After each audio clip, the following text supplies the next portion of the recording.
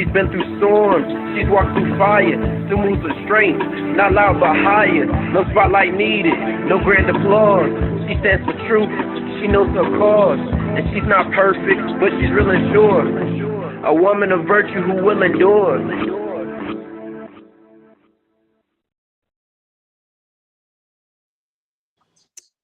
Hey, y'all. Hey, welcome to the Love Ladies of Virtue Endure podcast. As you can see, we are set up a little bit different, and I am so super excited. So, I got my girls, my co hosts, Lorraine and Crystal, on the show as usual. But we also have a special guest, as you can see, Miss Enid Erica, and we are going to be having a real conversation, right? So, buckle your seat. This conversation is about personal conviction, psychological insight, and the spiritual discernment, not condemnation. Our overall goal is understanding, healing, and clarity. So we're going to be talking about breaking vows to keep your values, right? Why I walked away from what you asked. A sorority, right? Or fraternity, whichever you're in. Obviously, we're going to be talking about sororities a little bit here because that's what we know about, or at least that's what Enid knows about. So we're going to add her to the main screen and we're just going to dive in and ask some questions. All right, let's go. All right. So my first question, Enid, is what initially drew you to the sorority? Was it something emotionally, spiritually, or socially? I would say probably more emotionally and socially. Growing up, it was just my brother and I. And I always like wanted a sister. I always wanted to, have somebody that I could identify with and do things with. And it was just me and him, so I never had that. Uh, and I really didn't know what sororities were in high school. Now, I sit back and look and like it's very exposed in high school, and they kind of are groomed in high school, and we can talk about that later. But it wasn't like it is now. I had a counselor that was an AKA, and I had a friend's mom who was a Delta, and I never was, there's the whole stereotypes behind AKAs and Deltas and Sigma Gamma Rho's and such. Um, but I never really had a good relationship with my counselor in high school. But my friend's mom, who was a Delta, would pick me up from basketball practice, take me to meet my mom when she had to work late and couldn't come get me on time. So I was always exposed to her demeanor, her behavior, and just how she was, and I was always intrigued by that. So once I got in college, got ready to go to college, and I began to put the two together, I'm like, okay, yeah, that's what I want to do. And there was something she spoke over me. We have to be careful with those type things. There was something that she spoke over me that we could talk about later too, uh, about what sparked that interest and connection to begin with. Okay. Okay. Let me back up before Crystal jumps in because I know she has a question too, and I know Lorraine has some questions. I apologize to you and our audience. I didn't give you an opportunity to just kind of introduce yourself, tell us what sorority you were in or anything. I'm excited, so I know you, so I just jumped in, but they don't know you. So go Yeah, ahead and you could do a quick little introduction and tell us even what sorority you were in, if you don't mind, yeah. things of that nature. Okay. Uh, for your audience, I'm Enid. I went to Valdosta State University, and I pledged Delta Sigma Theta, the Theta Tau chapter, in spring '01. Okay, got it, got it. Thank Mhm. you. Okay. Awesome. Yeah. Enid, I have a question for you. So, Mhm. looking back, what messages were subtly kind of reinforced about worth and success or identity? Okay, so like I said, my friend's mom in high school was a Delta, and I again because it wasn't exposed like it then, like it is now to high school students. At least where I went to high school, I know in smaller towns they have like the Delta gents for the boys, Kappa gyms, and all that those kind of things. We didn't have that at our high school, so I wasn't really exposed to it only through her. And because of how nice she was, because of how giving she was, um, and when I was saying earlier that she spoke a word over me, I asked her one day. I didn't know that she was a Delta until one day I got out of her car to get in my mom's car, and she had a Delta tag on the front of her car. And I was like, Miss Scott, what is that? And she was like, you don't worry about all that. You just may be one day. Mhm. And that it like sparked an interest in me. So I began to research. By this time I was like a junior, getting ready to go into my senior year once that school year was over. So I began to like research like what it was, the letters were, what it meant.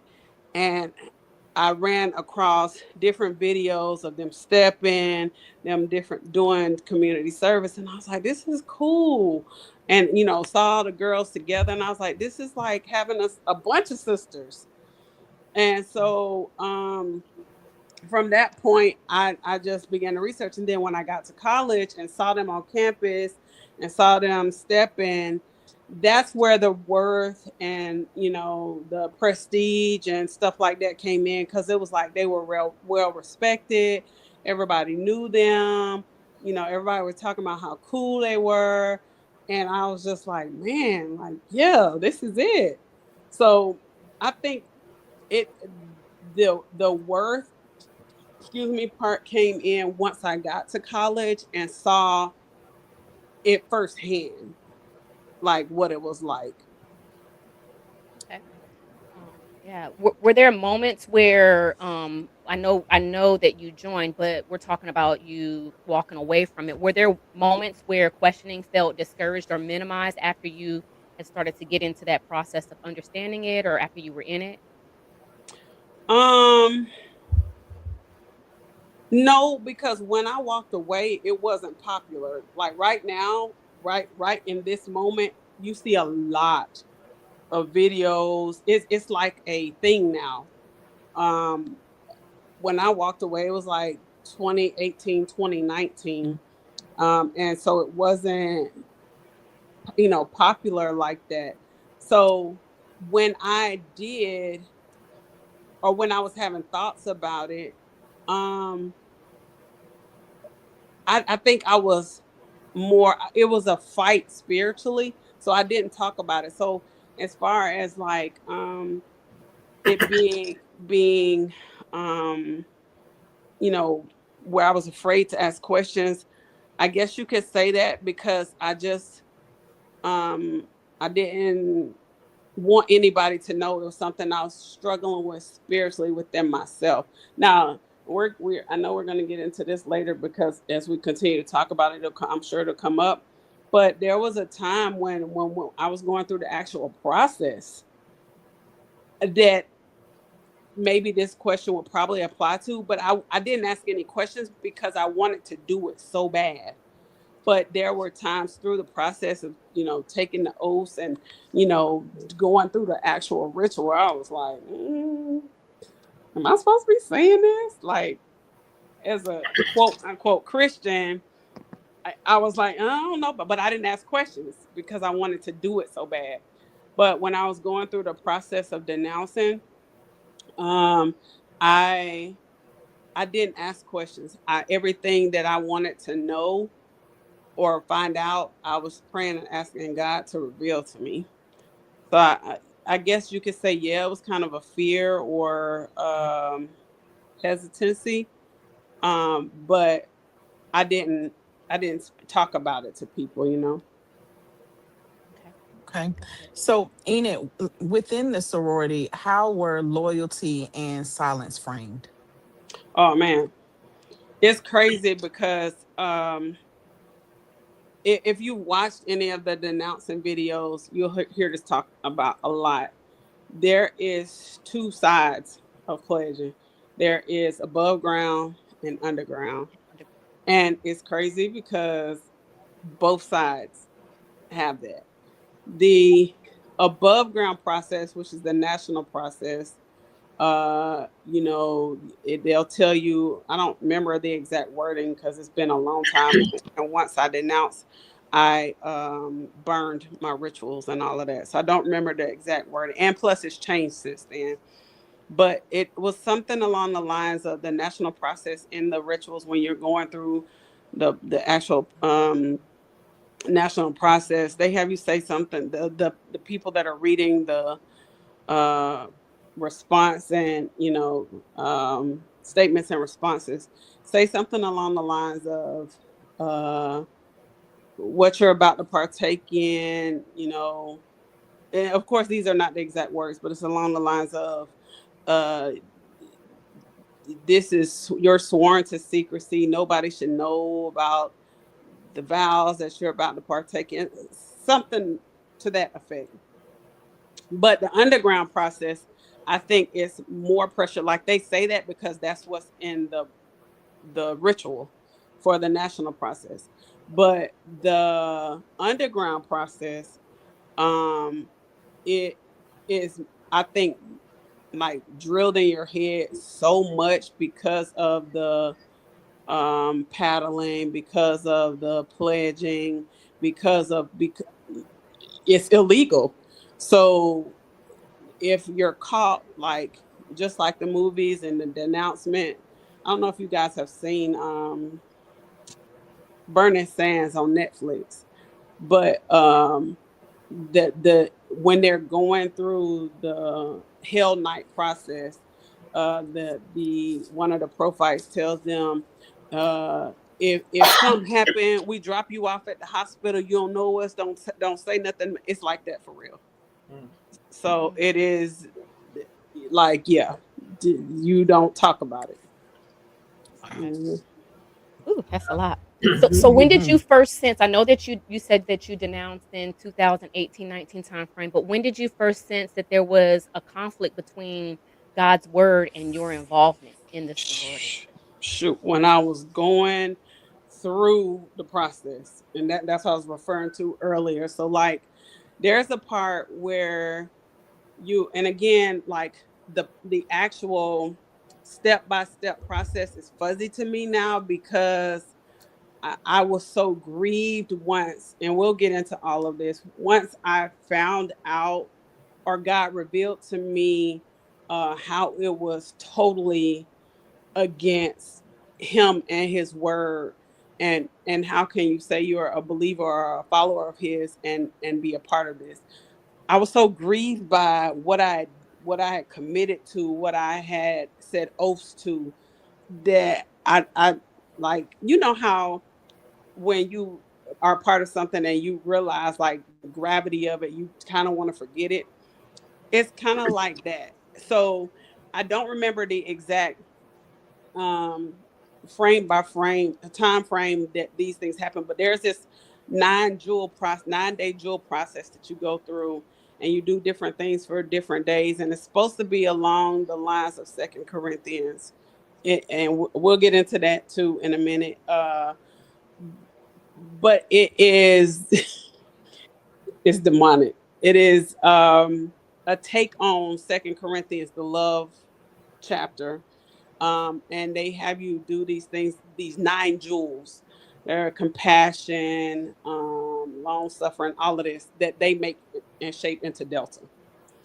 But it was going through that process, and at the end of it, that's when you go through the final process. They make you wear white. You kneel to an altar. The lights are off. Candles are lit, and they make you repeat after them to say these things. And one of the things, and like I said, it's been so long I don't remember everything, but this part has always stuck with me because I will never forget, as I sat there kneeling on that pillow in that all white with candles lit, and it said, you are about to take vows that you can never leave or deviate from, or something along those lines, that you will take to your final death. Mm. And when it even makes chills go through me now, I was like, I kind of did this number. What But am I doing? Right. exactly, But I'm gonna exactly, do it anyway. exactly. Yes, Lord help us, exactly. God. But that stuck with me. Like I said, to this day, I don't remember nothing else in that ritual, like kind of verbatim, but that, because I was like, wait, what? And so in that moment, even though I was not saved, the Holy Spirit conviction of me growing up and knowing God's word pricked my heart. But because I was not saved and because I was doing what I wanted to do, and it's wild to me because I can remember when I was trying to get ready to go through the process and I went to the rush and I was like praying like, Lord, I really want to be a Delta. And if you're gonna help me get to this process, show me a sign. I'll never forget this either. Show me a sign. And when I got up from praying, I got ready for bed. I was putting on a t-shirt, and the t-shirt was not a Delta t-shirt, but the company Delta was inside That the was your shirt. sign. You're right, exactly. Thank you, But Lord. Thank you. He heard but my prayer. right, but when I said that, like I said, that pricked my heart. But I kept going through it, and like I just dismissed it. But then when God began to bring me out, like so much stuff that I look back and there are many uh denouncement videos that like go in depth of people that recently pledged like in the not early 2000s but mid 2000s, that they have the current ritual that they go through, and like line for line they go. And when I watched some of those and was like, this is so demonic, and that's the part that had me grieve. But when I first recognized was in that moment on my knees in that all white. Yeah. Yeah. Wow. Wow. Well, I mean, you just gave us a lot there. And I mean, I was gonna ask, what were there any specific rituals, vows, or values that felt misaligned with your faith? You shared a lot Yeah. just now. But it's so much more. Like for instance, like I said, the Corinthians love chapter. Each one of those jewel days takes a part of those verses, like I said, the compassion, the long suffering, all of those things, and converts it like to something about Delta. It is mind blowing. And Yeah. not even that. Let's not even get into the Egyptian worship and the Greek god worship, because when you cross the burning sands, this is all about how it was back in the Egyptian times, and the hot desert sand, and it relates back to that, and the pyramids. Like when you see the deltas throw up the pyramid, like all of y'all, all of this stuff, it is, yeah, Yeah. it is very, very demonic. Okay. I'm gonna bring Lorraine in. Lorraine, what you got? Because Lorraine is Well, like, no, I'm getting I'm notes. really What's going intrigued. on? I'm listening, and I'm like Yeah, intrigued. So, I know. but back to like the Delta tag as a confirmation of you being there. Was there something that did you ever try to justify spiritually staying in the sorority? Like you want to get out, but that Delta tag was like God's sign. Was there something spiritually for you that you were trying to say, I need to stay? Initially, no. Well, initially, like the only thing that I tried to justify before, and it wasn't even about getting out. It was just, you know, the things that weren't of God, I tried to justify and say, well, because they say this all the time. Oh, Delta Sigma Theta is a sorority based on Christian principles. So, I used to try to justify the bad things that were going on, the hazing and all that kind of stuff with that. But when I got ready to get out, God had dealt with me about that thing so bad I couldn't. Even before I knew about about like the stuff that I know now from watching other people's videos, and even before, because once I denounced, I had or right before I was getting ready to denounce and it was talking about it. Somehow I don't even remember how I met her, but I ended up running across a girl on Facebook, and she started the organization. She's done some podcasts too. Her name is India, and she started the Out From Among Them ministries. And so a lot of the things that I found out about why God was dealing with me about, I found out from her pulling from the ritual. For me, I just knew God was like, this ain't it. This is not of me. And when one of the things that was like unprecedented for me, like I said, I didn't say anything to anybody, but the night that I decided, okay, this is it, I'm done. Like I need to find all the stuff and burn it. The night that I decided that, I lie to y'all not, I went to bed. We were in Sicily at the time. I went to bed and it was on my mind so heavy I couldn't hardly sleep.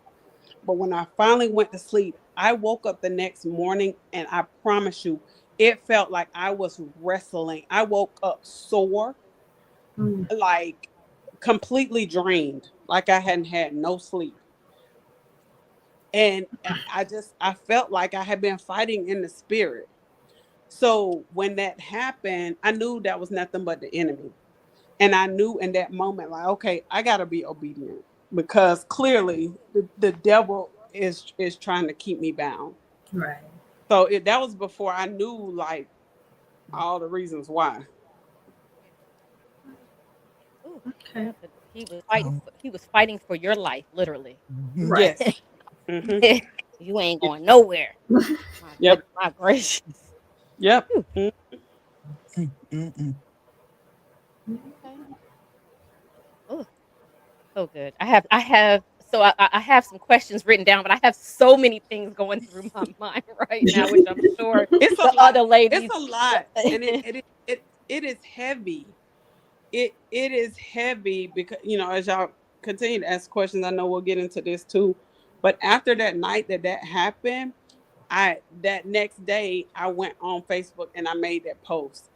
And y'all, I also think that God allowed it to happen in my sleep too, to mentally prepare me for what was about to happen. Because the fallout after that. Hmm. Well, let's just go ahead and get into. Okay, ladies, we going a little bit off script. Let's get into Okay. it.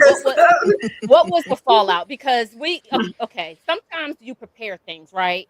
And God leads Mhm. you a different way. So that's what we're gonna Mhm. do today. I hope that you ladies are okay, right? I'm okay with it because Absolutely. I had some Okay. questions off script. So Yeah, yeah. that's fine. Let's do it. What was the fallout? Let's talk about that. So when I Yeah, like posted the thing on Facebook, my phone was blowing up. I mean blowing up from Facebook Messenger. People was cussing me out, Q's and deltas, cussing me out. Why you had to get online saying all of that, revealing all of that, this, that, and the third. Like they were going ham on me. So on top of me not really getting no sleep and being sore like I was mentally and emotionally bombarded. And there was a WhatsApp group with all of the pro fights, all of my ex line sisters, of course. They were the girls I pledged with. That's what line sisters mean. Um, and some of the neophytes, the girls that we had pledged after that. And they had deleted me from the WhatsApp group like immediately, which I could care less. But one of the girls that I pledged with messaged me privately and was like, what is going on? They calling you all kind of B's and H's. Like what? Like talk to me. Why didn't you say something to us first to prepare us? I said, Karis, God did not lead me to do that. And like seeing the aftermath, I understand why. Because had I messaged y'all and told y'all, hey, I'm thinking about this, I'm doing this, it would have been y'all trying to talk me out of it. And she did not deny that. Mhm. Yeah. And I said, so I knew what God was telling me, and I answered to him, not y'all.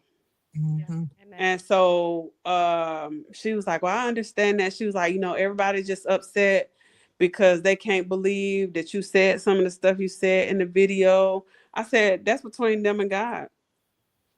I I can't help. And I kind of had apathetic, like, I don't care attitude, because like we talk, what are we talking about? We a whole sorority, like that's not life or death. And y'all mad cussing me out about that? Mhm. Like that's crazy. And it's my life. Like, how are you mad about my life? So yeah, it was, Mm, yeah, it it's a was lot. brutal. So you're It was only a sister as long as you're doing what they say or what they desire you to do. Because this sisterhood that you had created and facts. formed and that was all about Enid and we rock with you and things of that nature. Once you said, Mhm, I am no longer going to be a part of this sisterhood, now it's you all types mhm. of B's and H's and all this Right. other stuff. You're no longer a For sister. the majority, I have Yeah. had two. I've had two that uh like still raw with me. And one of them was my ex-line sister. Well, I still call her sister because she is constantly checking on me. That's the one that messaged me, that privately messaged me. I was like, what is going on? And then the other one I met when we were in Naples. She worked with Anthony, and I met her because she pledged at Mercer, and when I was active and still in college, I was going. We would go to all these different schools and meet different sorors, meet different bros, and so her profile was like, "Hey, it's a soror over there. Look for her." And so I met her that way. And both of them said the same thing. I don't care whether you were Delta or not. Delta was just a tool that brought us together. Yeah.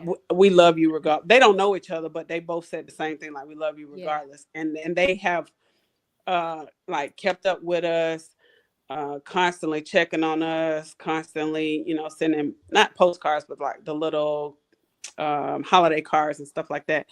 But those are the only two I talked to. And in fact, this is crazy too. I had one ex-line sister who I don't know if I told y'all about this, Tanya and Crystal, but when we were in Japan, my mama was diagnosed with leukemia and lymphoma, November of 2013, and it was stage 3, so they didn't know whether or not she was gonna live. And I was trying to get home. I wasn't working in Japan, and I was just a total wreck. At that time, of course, I was still in the sorority. And so that my ex-line sisters um rallied together and sent me money to get a plane ticket to go home to be with my mom. So that was in 2013 when I denounced into mind you, years had gone by, and being a spouse, I was working sometimes, wasn't working sometimes. So they were like, just give us the money back when you can. Years go by, I done forgot about it because I didn't get into Dodea until we got to Sicily.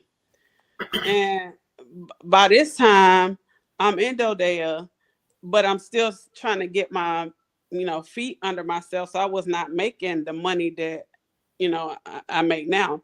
So one of my ex-line sisters sent me a message on Facebook because I was kicked out of the group. She sent me a message on Facebook and said, "Since you ain't my sister no more, how about you send me that money you owe me?" Yes, Years later. yes, Of all course. them years later. And I messaged her back. I laughed. I said, "You know what? this is funny. I said, I don't have a problem paying you back. To be honest, I forgot about it because of all that has gone on.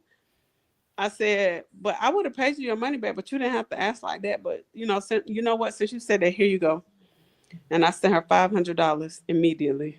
Immediately. Yeah. Yes, that part. But like this is the sisterhood supposedly. Uh, yeah.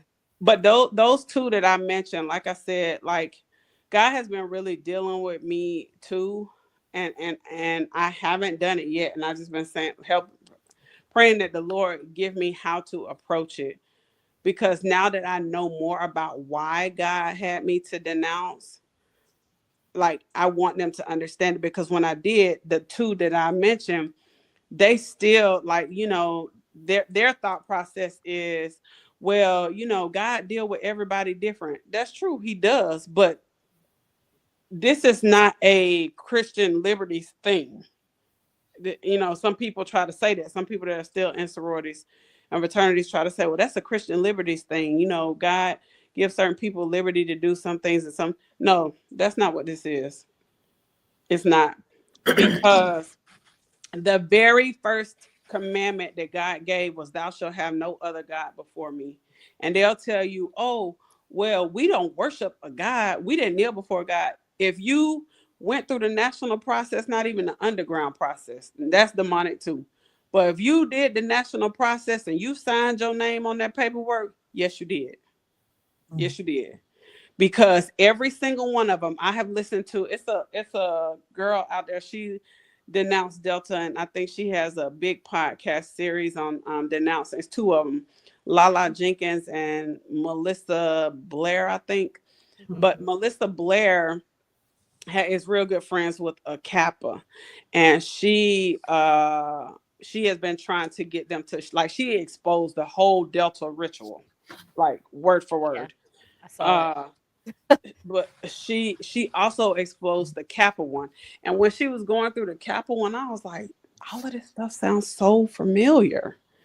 So every last one of them, I don't care what they say, every last one of them have knelt before a shrine, altar, and the Kappas call it a shrine. But they have knelt before an altar, and it is, every single one of them has a Greek god that is attached to it. And regardless of how you look at it, there, that Greek god is intertwined all kind of ways in their ritual, in their oaths, in their prayers. The Delta prayer has Minerva in it. Mm-hmm. How are you saying a prayer and it's to the Greek god of chaos and destruction? Yep. Wow. I'm telling you, it's wild. So can I ask you, so since you, well, while you were in there, because of the demonic attachment, do Mm-hmm. you feel, or can you look back and see any of like Satan's influences on your life? Yes, Can you talk about that? very much so. Okay, so y'all know, I'm sure you know that there's like stepping and strolling uh involved in sororities. We would have parties. Well, let me back up past before that. Every fraternity and sorority has a drink. And when I tell you the drinks are loaded with alcohol. Not to, oh, this feel, no, get you drunk. Let's start with that, because once you got that in you, and you drink in the and listen to the, okay. So some of even the drink names are demonic. The AKA's drink is the pink panty pull down.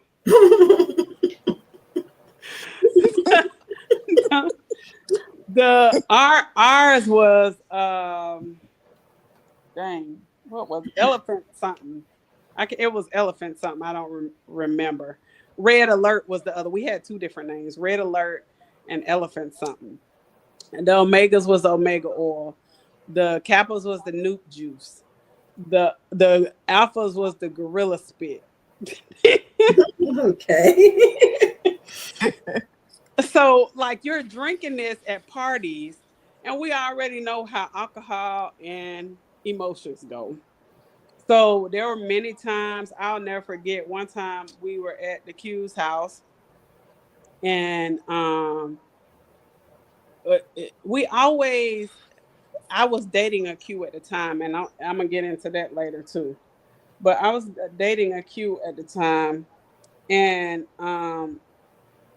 we always were like, I was always at it with some female about him, and we were at the Q house.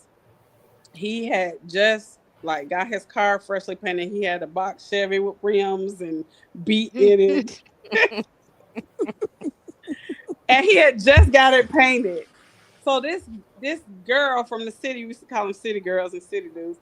This girl from the city is at the front house sitting on his car. And so he is like, because it's a female, he is like, struggling with, well, should I say something? Should I not? And so me, drunk and already defensive, I get to arguing with the girl.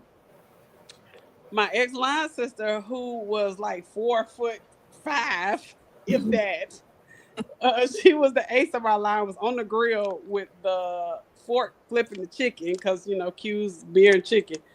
She was on the grill with the fork flipping the chicken, and she hears me arguing with this girl. She comes over to the car and was like, you better do what my line sister said before I stab you with this fork. Oh gosh. So they get to arguing, and she stabs the girl with the fork. Oh my goodness. Wow. So it's like constantly things like this. So after that incident, like we were constantly fighting in the club. Somebody, that's why I brought up the strolls. You strolling in the club. The AKAs had a notorious issue because they liked the bros, and of course we were supposed to be sisters with the bros. So they would, when we would be hopping or strolling with the bros, they would always try to come in the middle of it. So that always caused arguments, and we were just always fighting. And I'll So never forget. can I ask you? So did you say you made vows to the god of chaos, the goddess of chaos? So Facts. that's where this Minerva. from. Yeah. Minerva. Okay. hmm Okay. And see, that's another thing too. When you're going through this process, they never mention that Minerva is the Greek god of chaos and destruction. You know what they tell you? Oh, she's the goddess of wisdom. That's what's at the top of the Delta shield that Oh you're wow. constantly wearing over your heart. hmm Wow. Chaos, huh? Yes. Your heart. Wow. Yes. So um they're constantly like coming into the store. So we were constantly fighting. And it was funny back then, and we thought it was cute back then. One of the alphas told us, man, y'all crazy. DST don't stand for Delta Sigma Theta. DST stand for them some thugs. And we thought that was so funny and so cute. But looking back on it now, I'm like, jeez, what was I thinking? I was not even raised like this. Right.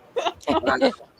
So yeah, it was a lot of, and that's just a small portion. Like even the pledge process, there was like very demonic satanic things, the hazing, like all of that is yeah. So while you were doing that, like, you know how you said your first time you were like, what is this? Like, what should I? Did you notice anybody else kind of feeling that way, or like No. didn't?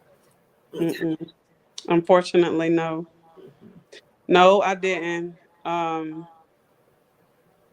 And it's so crazy because all of them profess to be Christians. Like it'll say, it says in our ritual, like this is a Christian organization, not these exact words, but along these lines, this is a Christian organization, but we leave up to the individual how they want to manifest that, yes. But all of them profess to be Christians, and get up or go to church on Sunday after clubbing all night Saturday. Yeah. But nope. Mm-mm. And I mean, I was doing those things too, but I did have a level of conviction because of being raised in a Pentecostal church, which is why when we knelt down in that all white and said that, I felt weird about the all white because growing up Pentecostal, that was always looked at as purity, you know. Right. And That's so, what you wear on communion day. right, Before exactly, you get baptized. Yeah. exactly. Mhm. So, Take me to the like, water. Mhm. like that bothered me. But when I looked around, like nobody else seemed to have an issue with Nobody that. seemed to have an issue. Hmm. That's crazy. Yep. Oh, okay. Wow. That's a lot. That is a Crystal, you, lot. you have any you have any questions? Yeah. You have a So question? yes, yes, I do. When people hear the word denounce, Hmm. well, first of all, what does denouncing mean to you spiritually? So there's two different terms. There's denounce and renounce. Okay. When you denounce, that is the actual part of sending your letter to say, hey, I don't want to be a part of this anymore. Please take my name off of the roll. Hmm. And that's just like when you, it's really absolutely like a marriage. And when people say that, they're like, nah. But if you read the oaths and what you are binding yourself to, because that's what an oath Wow. does, it's like a marriage.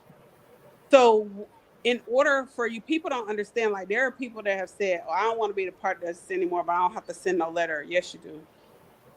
Because you are asking whatever is loosed on earth is loosed in heaven.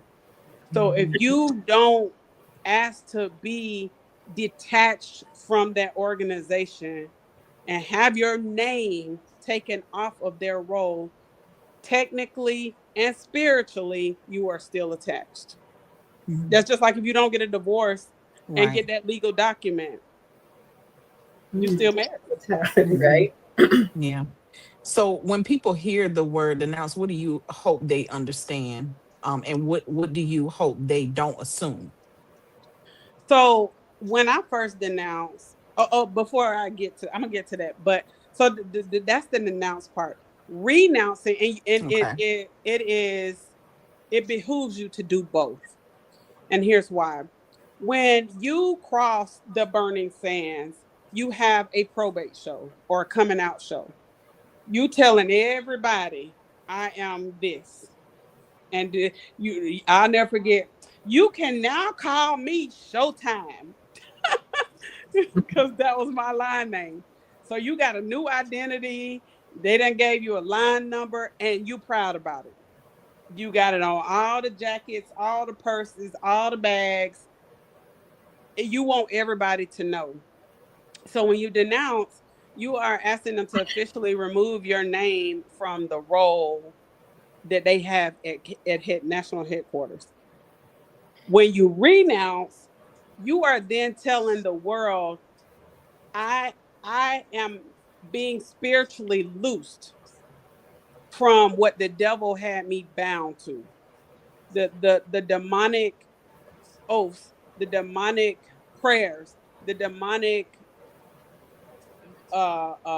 bondage that the enemy had me in, bound to people. That's another thing too that people don't realize.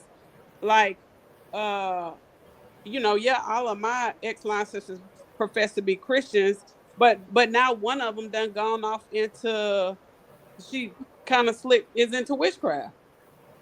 Because she goes and gets her palm read and all of this stuff. She's still a Delta. So you linking up, because you literally link up with, like, Hmm. Yeah. in lines, you Hmm. put your hands up under their arms and have them like this, and theirs are up under yours. So you are literally linked to. So you're binding and linking to people who don't even have Christ at the center of their Wow. life. Right. So when you renounce, you're then exposing the enemy's lies. You're then exposing him for what he truly is. Okay. And a lot of people are not aware of the demonic strongholds and witchcraft that are attached to fraternities and sororities. Right. Yeah. Before you answer the other part of that question, the part that's interesting to me, when you say the linking and the binding, it's like a marriage to a bunch of people. Yes. Facts. It's like an oath in a marriage and a covenant with a bunch of people, and so that Facts. means you take on all the things Facts. that they carry. Yep. Absolutely. That's deep. Yep. Yeah. Absolutely. That's deep. Absolutely. Um, so when we talk about the word denounce, what do you hope that people don't assume about? So when I denounced, a lot of people were like, "Oh, you just don't want to pay the money to be financial." That's a lie. Because let me roll back that for you. There was a point in time when we got in trouble for hazing, and we were fined $1,000. I paid that fine and my dues to get back active. So it don't have nothing to do with money. It has everything to do with my soul. Mhm. So I like the biggest thing is, and this is the part that I struggle with now because it's a lot of Greeks here in Vicenza. And I'm surrounded by them at work, in the community. And God, like I said, God has really been dealing with me about telling them and explaining to them about me denouncing.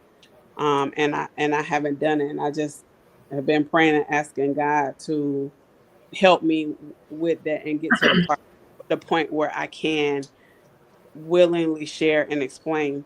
But I don't want people to know that I don't want to think that it's a cop out or like I said, now it's popular. Uh, it's not something I did because it wasn't popular at the time. Nobody was really doing it at that time. It was starting off, but it was nowhere like it is now.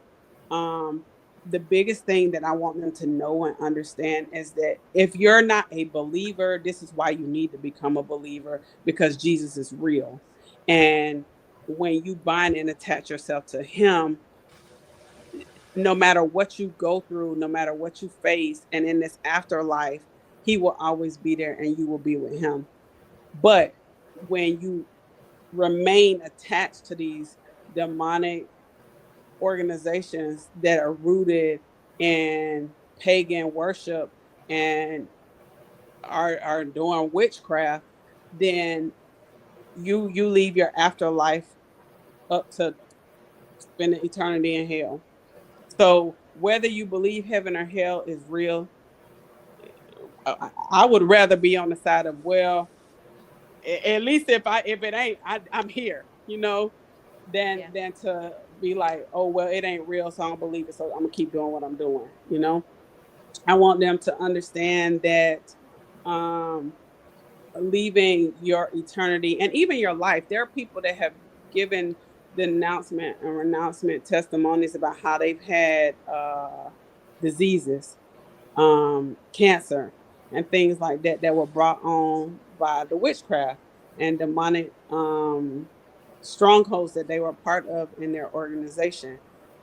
And you can't be freed from that unless you give those things to the Lord, and unless you separate yourself from the organization.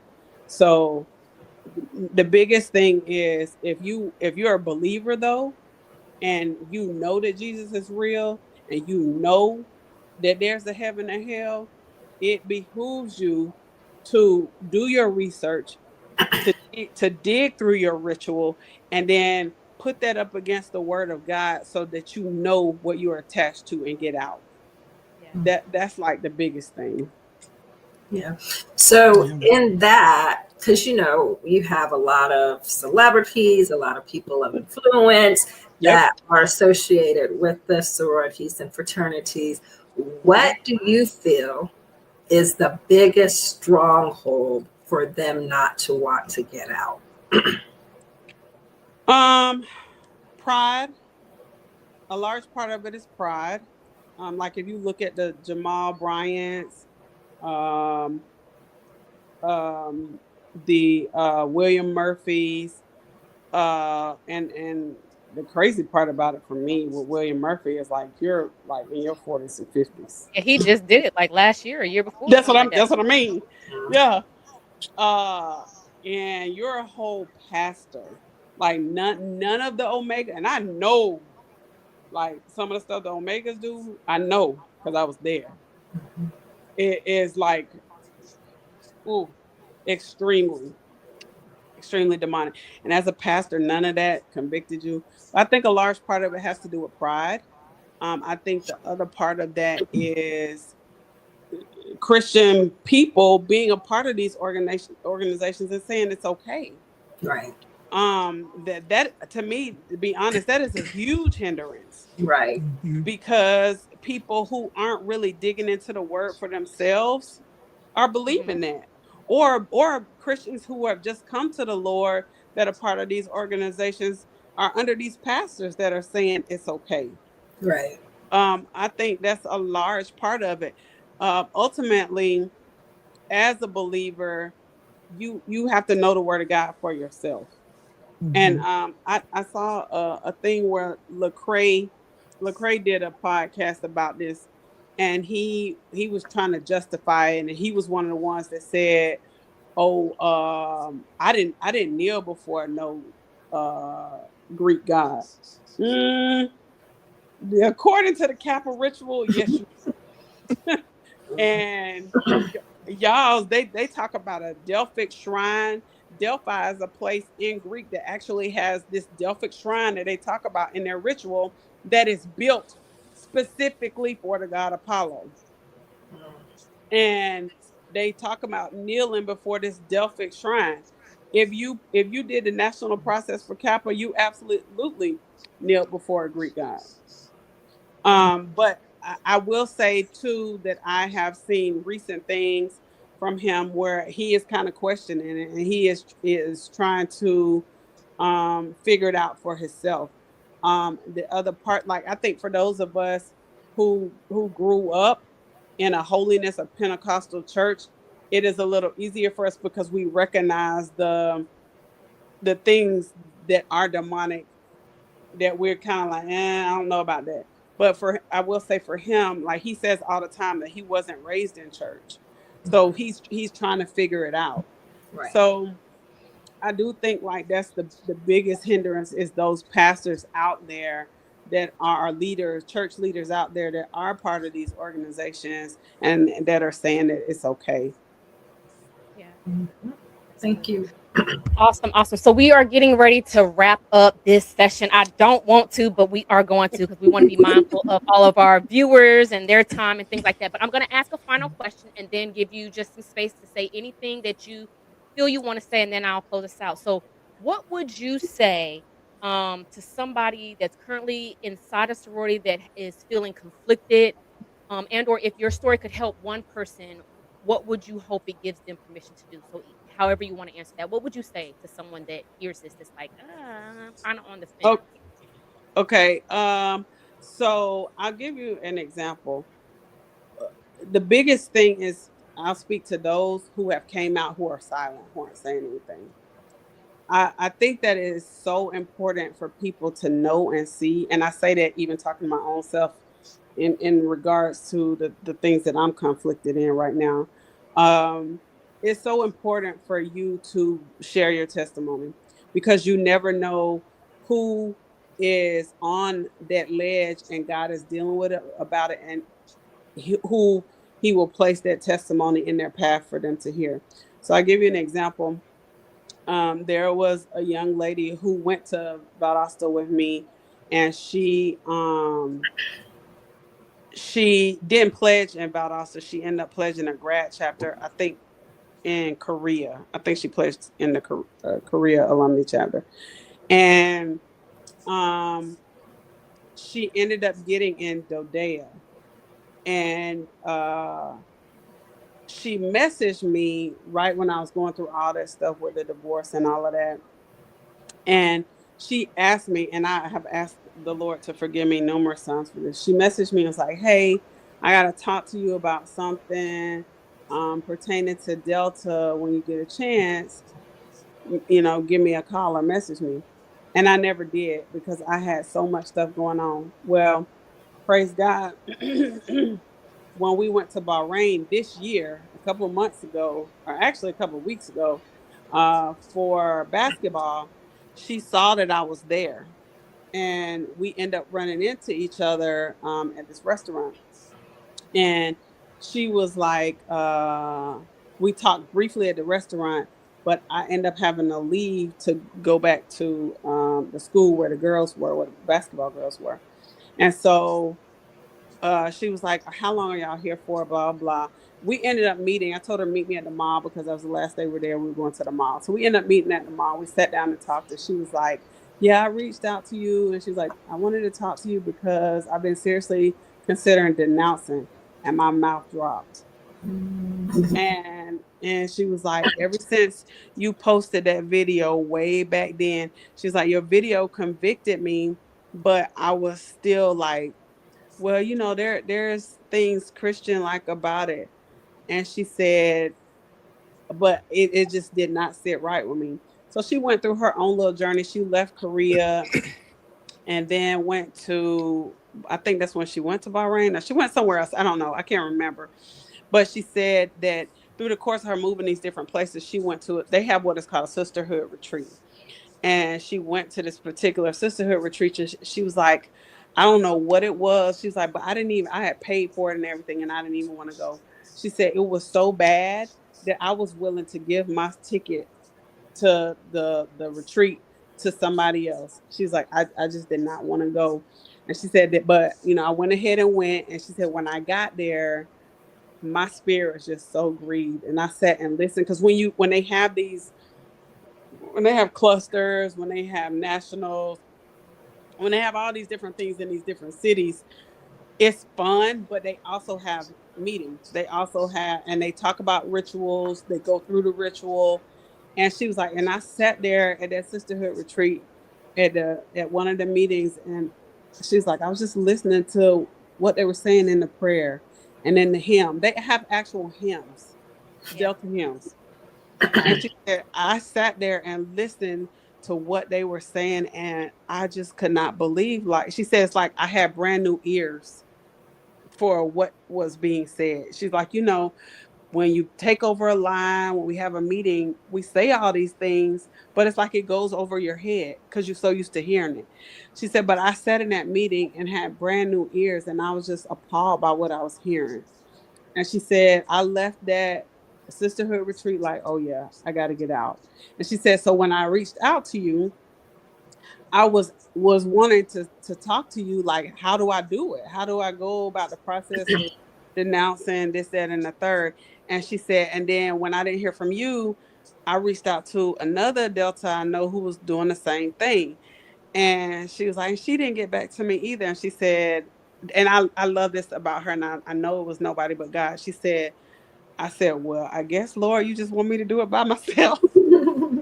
And I said, that's exactly what he wanted you to do, Keisha. I said, but forgive me because I should have responded, because sometimes we do need that extra push.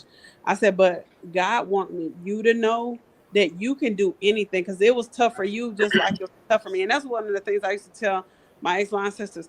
I said, y'all know, y'all used to call me Super Delta. Y'all know how bad I wanted to be a Delta. Y'all know how much I loved being a Delta. So I don't understand how you can't see, okay, something got to be to this, because her of all people want to come out, like, that's crazy. But I told her, I Yeah. said, God wanted you to depend solely on him, because it's a battle that you're going to have to go through. Yes, we all need community. Yes, we all need that shoulder to lean on. But when it all boils down to it, we don't have nobody but God. And I told her, so she was like, yeah, I understand. I see that now. But so I said all that to say, like, those that are have come out but not said anything, please share your testimony.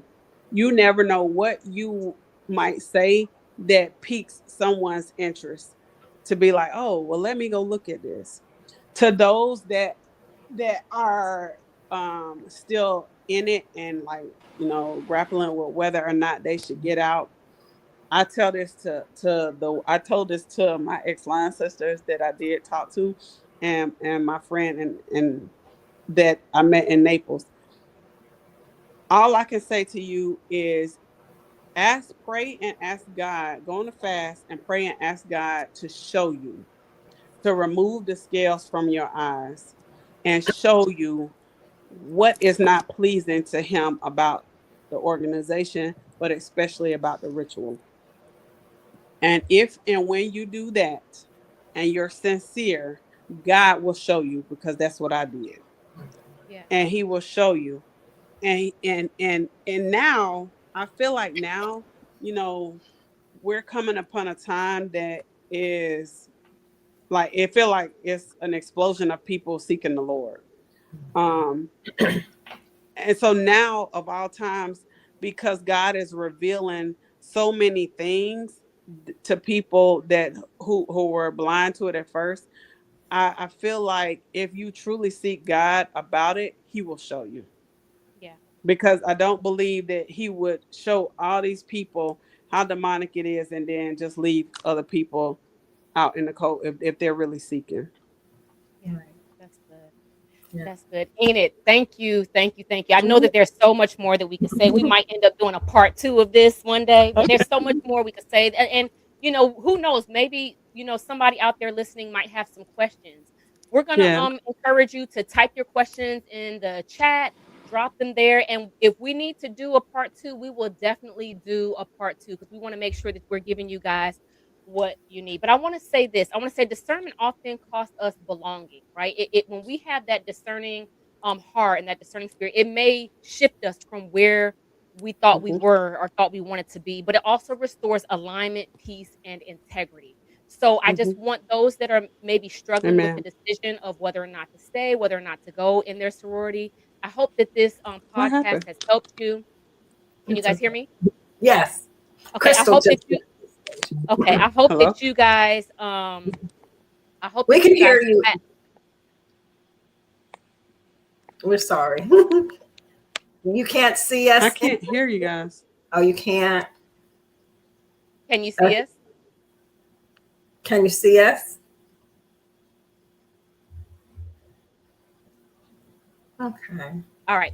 It's okay, guys. We're at the end, and sometimes that I can't hear happens you. because you know Okay. that technical difficulties happen, right? But anyway, I just hope that if anybody was touched by this, I hope that you guys reach out, and I hope that you guys allow the Lord to lead, to guide, and protect you. So we thank you for tuning in, and remember, stay anchored in God, led by love, and sustained in virtue. We love you guys, and we hope you have an amazing night. Good night. She's been through storms, she's walked through fire, still moves with strength, not loud but higher, no spotlight needed, no grand applause, she stands for truth, she knows her cause, and she's not perfect, but she's real and sure, a woman of virtue who will endure.